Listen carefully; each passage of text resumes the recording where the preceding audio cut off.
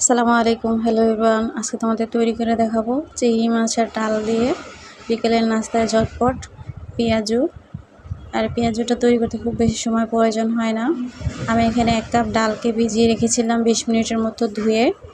এরপরে নিয়ে নিয়েছি এখানে চিংড়ি মাছ। সাধারণত আমরা চিংড়ি মাছ কেনার পর যে মাথাগুলো ফেলে দেই চিংড়ি মাছের, আমি ওগুলো না ফেলে তার সাথে আরও 1 মুঠ চিংড়ি মাছের শুটকি কিছুক্ষণ ভিজিয়ে ধুয়ে নিয়েছি।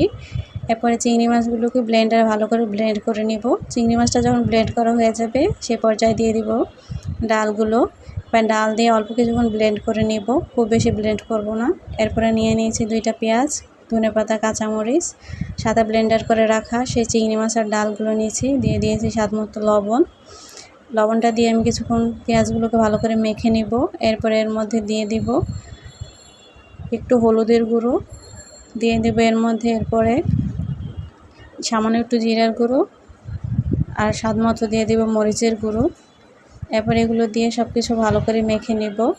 দিয়ে দেবে এর মধ্যে 1 কাপ আটা, চাইলে তোমরা ময়দা বা আটা যে কোনো কিছু দিতে পারো। দিয়ে দিয়েছি 1 চা চামচের মতো কর্নফ্লাওয়ার। এগুলো দিয়ে কিছুক্ষণ ভালো করে মেখে নেব। এটা মাখা হয়ে গেলে সে পর্যায়ে আমি এটাকে তেলের মধ্যে ভেজে নেব। দেখতেই পাচ্ছ আমার এটা মাখানো হয়ে গেছে। এরপরে আমি এখানে তেল গরম হয়ে আসলে ছোট ছোট করে বড়ার মতন করে ভেজে নিব। এটা যখন উল্টে পাল্টে লাল করে ভাজা হবে সে পর্যায়ে তুলে নিব। আর এই বড়াটা শুধু বিকেলের নাস্তায় খাওয়া যায় তা না, তোমরা চাইলে এটা গরম ভাত কিংবা পান্তা ভাতের সাথেও এটা খেতে খুবই মজার হয়। আমরা সাধারণত চিংড়ি মাছের মাথাগুলোকে ফেলে দিই, মাছের মাথাগুলো ফেলে না দিয়ে এভাবে বড়া তৈরি করে ফেলতে পারো।